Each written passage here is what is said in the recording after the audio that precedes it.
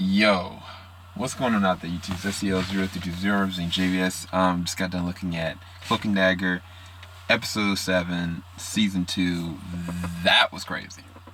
That was actually really crazy. Because the fact is that I had a discussion with your boy CJ from Three Black Geeks about how far Freeform would go with this sex trafficking situation. Because it kind of even the opening shot, it was like a really good camera angle. There was one, it was one where it kind of came into the hotel, and there was one where it kind of panned out of it. But it just showed Tandy there, like docile, not being able to move, and this man just sitting there playing his horn, and I was like, what in the world is happening? But the reality is that the moment for the last episode I saw the hotel, I was like, it brings it back to the reality that this man isn't just like, yeah, he is using these women's hopes and taking them, but he's also using their bodies to manipulate and subvert and push into sex trafficking, like using them as slaves, like legitimately. So it's like, it's not only that you're taking their minds and their spirits, but you're also using their bodies to your own like personal gain and financial gain. And it was like, I didn't know how far they would go with it, and the fact that Freeform, they went all the way for it. They didn't, like, cause I was like, nah, they ain't gonna go there. They're not gonna go there. And it was like, when she got paralyzed, and like the woman started taking her clothes off, and she couldn't move still, and then she just was like out of it, and I was like, this is crazy. But the thing about this that it adds volumes to Tandy as a character is that through her words, not her actions, not anything she changed or did, she just consulted with this girl, told her truth, gave her reason to want to hope, and then was like, no, this is the reality. Even while she couldn't do anything, even when she tried to escape and couldn't, even when she said like, look, I might not be able to move, I'm gonna be kicking and screaming, but you need to get out of here. You need to, and it made her self-evaluate herself. It made herself look herself in the face and see what was really going on. And the thing about that is the definition of a heroine, a hero, and is like, it shows like how much growth Tandy really has,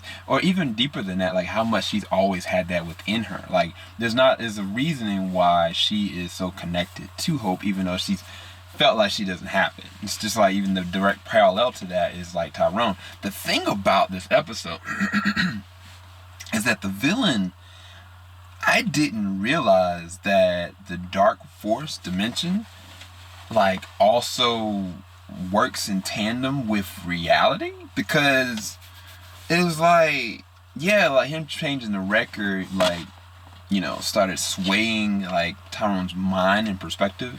Well, I just thought it was like you go into a person's memories and that's it, but like, no, like these records are actually changing the perception and the reality, because it looked like reality was actually changed. I don't know if that's in his head. You tell me. But that is very powerful. I think that the direct link to that would be when, you know, Avita's aunt went and played her record, and he played a heartbeat record, and he stopped it, and it, I guess, killed her. I really don't know.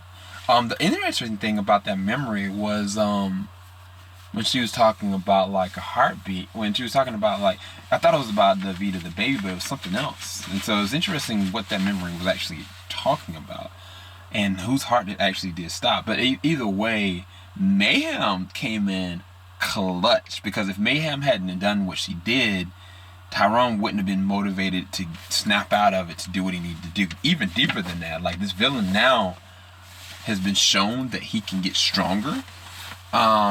And I think I know, now that I know his name, like I know for a fact who he's gonna be. I don't want to go and bring it up in here, but you can definitely kind of read it up online. Apologize, my voice.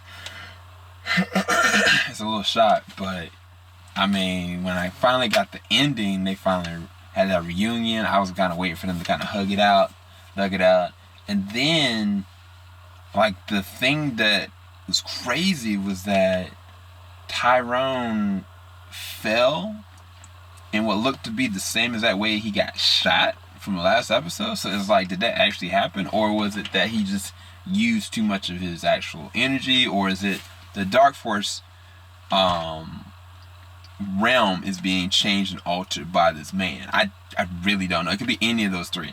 But this was a great episode. Very scary, because I did not know what they were going to do with Tandy. But I'm going to try to post up my reaction a little bit later on tonight to you guys on Patreon. Hopefully you guys enjoyed this reaction. This review. Keep it locked. JVS Manga Stop. Make sure you go and check out our John Wick 3 Parabellum review as well. Peace, guys.